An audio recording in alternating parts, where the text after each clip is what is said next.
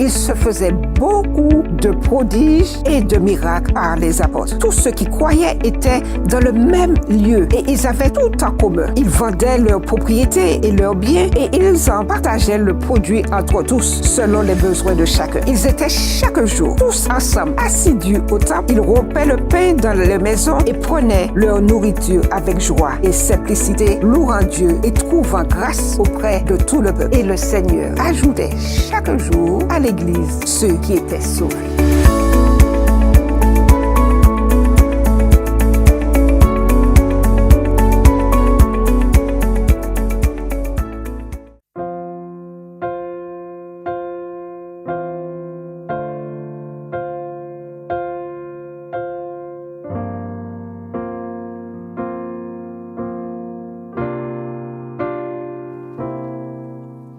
Au pied de ton trône éternel, je me prosterne devant toi. Tu règnes sur la terre et les cieux. Tu es assis à la droite de Dieu. Sois exalté, toi l'agneau de Dieu. Aujourd'hui et à jamais, sois couronné de nos louanges. Ta majesté remplit ce lieu. Au pied de ton trône éternel, je me prosterne devant toi. Tu règnes sur la terre et les cieux. Tu es assis à la droite de Dieu. Sois exalté, sois l'agneau de Dieu. Aujourd'hui et à jamais, sois couronné de nos louanges. Ta majesté remplit ce lieu. Sois exalté, sois l'agneau de Dieu. Aujourd'hui et à jamais, sois couronné de nos louanges. Ta majesté remplit ce lieu. Ta majesté remplit ce lieu. Ta majesté remplit ce lieu.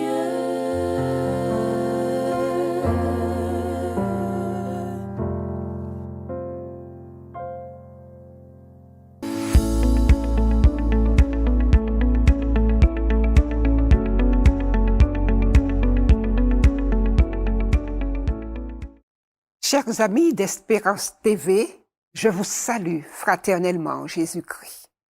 Le thème d'aujourd'hui est grandir en tant que disciple, c'est-à-dire faire l'expérience de la présence de Dieu.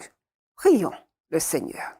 Nous te prions, Seigneur, d'être avec nous durant ce moment de partage, que ta paix et ton Saint-Esprit soient avec nous. Amen. Faire l'expérience de la présence de Dieu.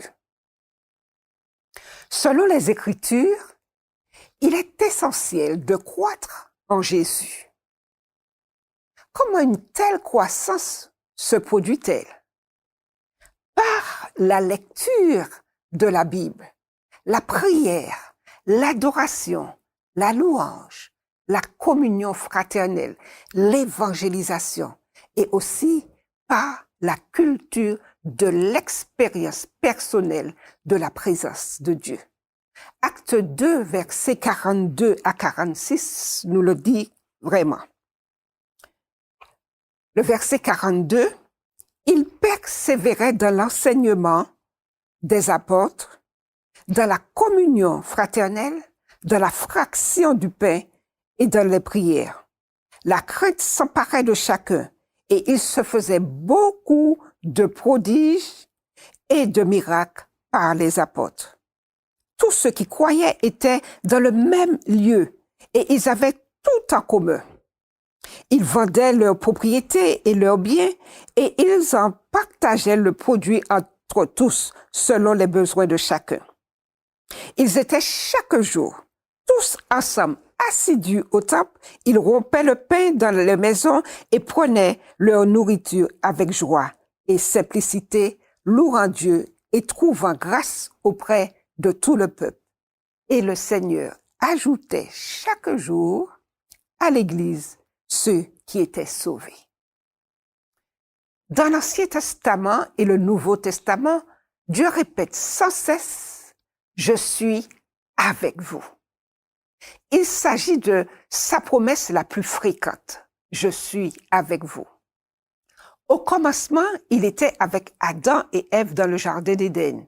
Nous trouvons ceci dans Genèse 2, verset 4, jusqu'au chapitre 3, verset 24.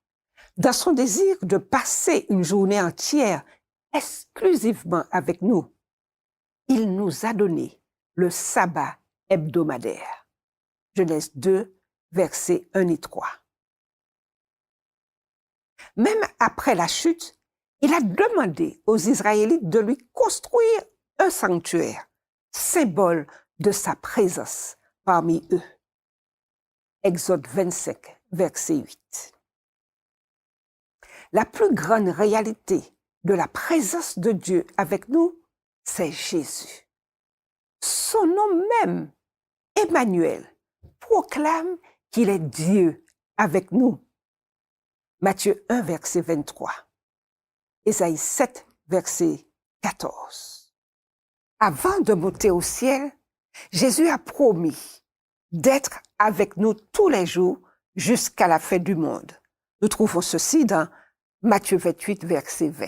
Il nous a donné le Saint-Esprit pour qu'il demeure avec nous et en nous pour toujours. Jean 14, versets 16 et 17.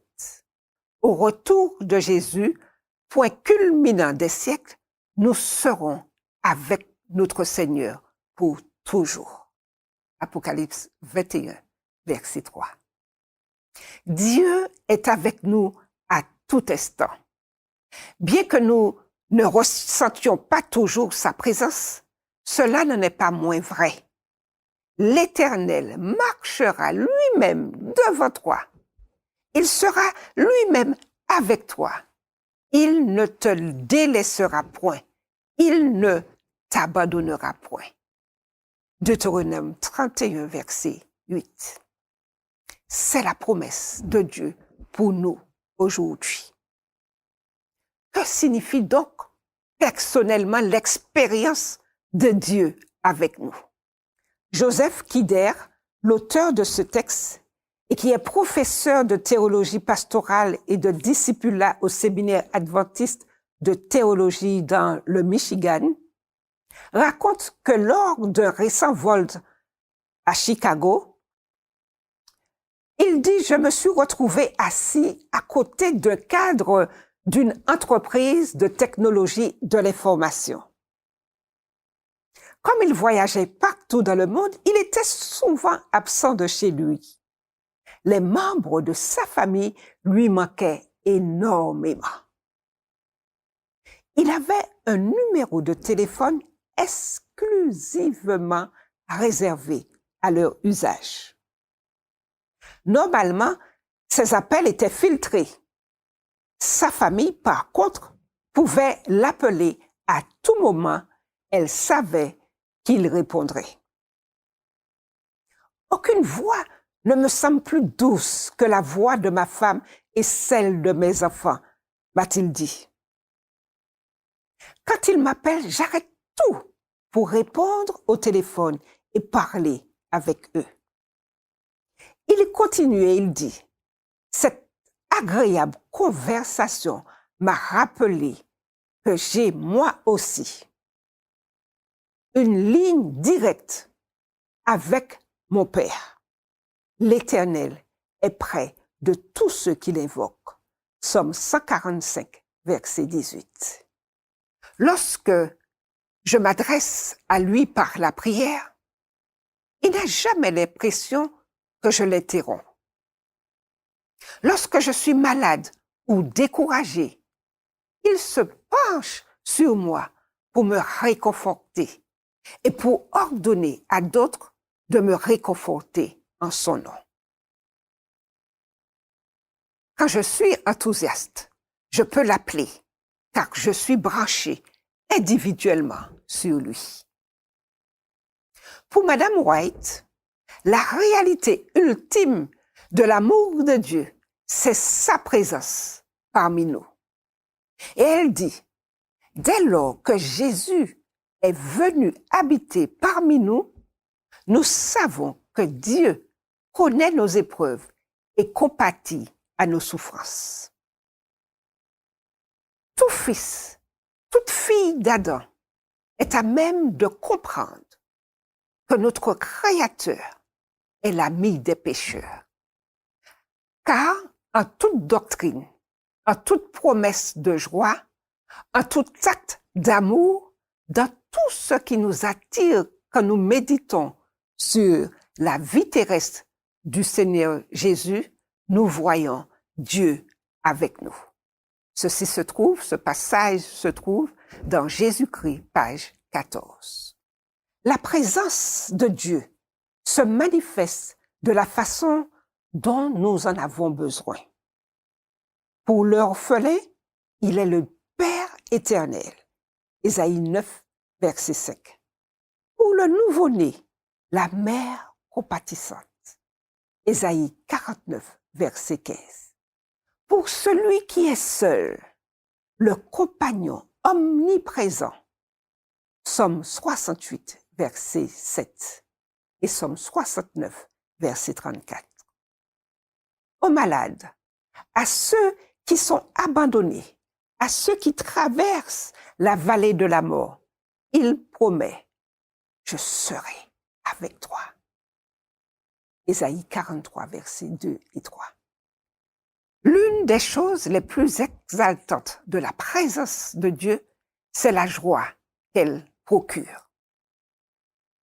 Psaume 16, verset 11 dit, « Il y a d'abondantes joies devant ta face, des délices éternelles à ta droite. » Je sais que, peu importe ce que je vis, peu importe où je me trouve, Dieu est toujours avec moi et m'aide à affronter la vie avec confiance et espérance. Dieu cherche constamment à se révéler à nous dans tous les aspects de notre vie. Il nous exhorte à le chercher de tout notre cœur. Et dans Jérémie 29, versets 12 à 14, il nous dit comment le faire. Vous m'invoquerez et vous partirez. Vous me prierez et je vous exaucerai. Vous me chercherez et vous me trouverez si vous me cherchez de tout votre cœur. Je me laisserai trouver par vous, dit l'Éternel. Remarquez les deux conditions mentionnées. Prier et chercher. Oui, lorsque nous nous laissons distraire par nos engagements professionnels et notre mode de vie actif, nous nous éloignons de Dieu. Le problème ne se situe pas du côté de Dieu, mais d'une autre. Nous pouvons professer être à proximité de lui, mais ne pas vivre réellement dans l'assurance de cette proximité. Parlez à Dieu chaque jour des problèmes de votre vie. Partagez votre vie avec lui. Laissez-le vous guider et vous bénir. L'auteur dit qu'il y a quelques semaines, j'avais du mal à dormir. Une situation frustrante me trottait sans cesse dans la tête. En proie à l'agitation, je me suis levée et j'ai tenté de regarder la télévision. Mais une douce voix ne cessait de me dire « Appelle-moi, appelle-moi ». J'ai alors ouvert ma Bible dans Actes 2, versets 25 et 26. Et voilà ce que dit ce texte. Je voyais constamment le Seigneur devant moi parce qu'il est à ma droite, afin que je ne sois point ébranlé. Aussi, mon cœur est dans la joie et ma langue dans l'allégresse, et même ma chair reposera avec espérance. Un sentiment de paix et de calme m'a envahi. J'ai remis ma situation à Dieu dans la prière.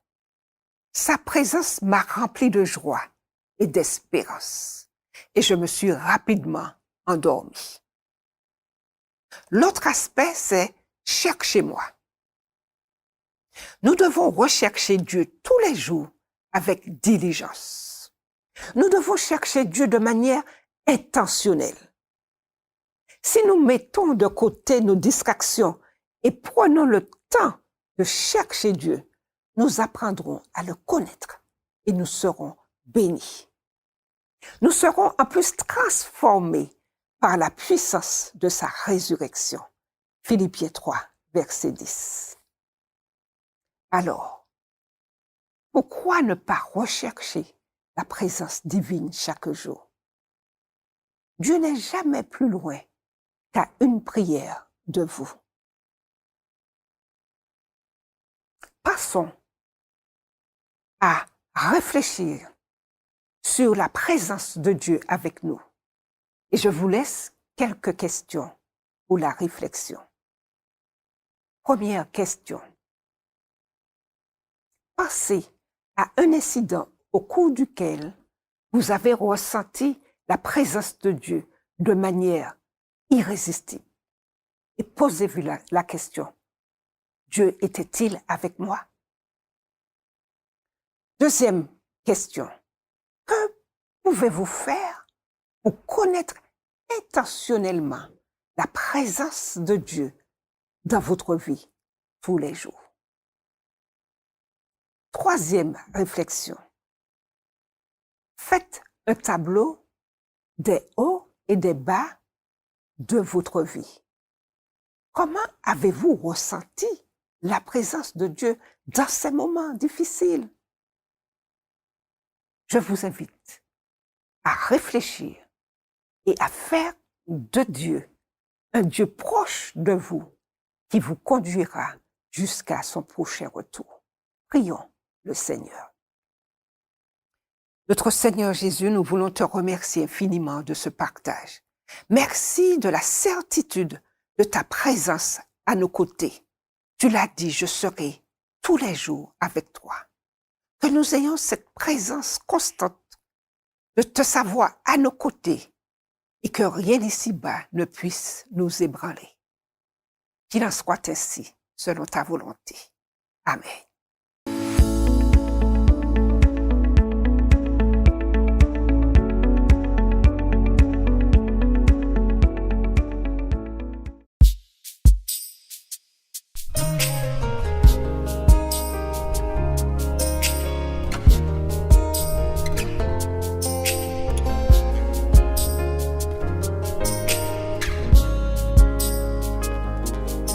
Il y a un Dieu qui prendra soin de ton cœur. Il y a un Dieu qui effacera tes peurs. Si ton cœur est dans la tristesse, vers le ciel se trouve la promesse. Il y a un Dieu qui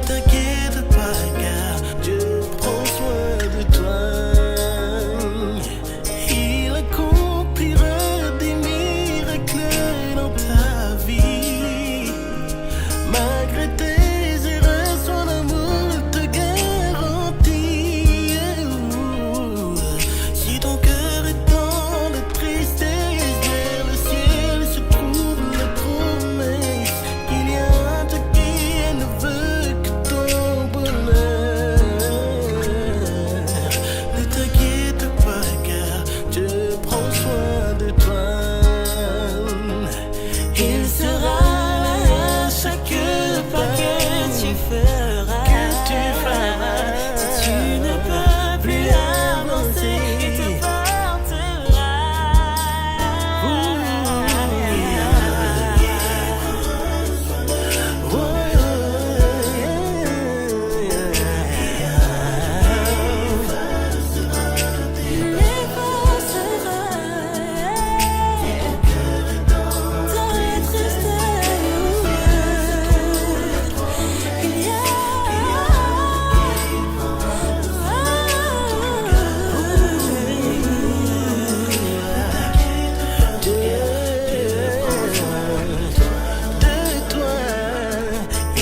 accomplira des miracles dans ta vie. Malgré tes erreurs, son amour, il te garantit. Si ton cœur est dans la tristesse, mais le ciel se trouve la promesse qu'il y a un Dieu qui ne veut que ton bonheur. Ne t'inquiète pas, car Dieu prend soin de toi. Ne t'inquiète pas, car Dieu prend soin de toi.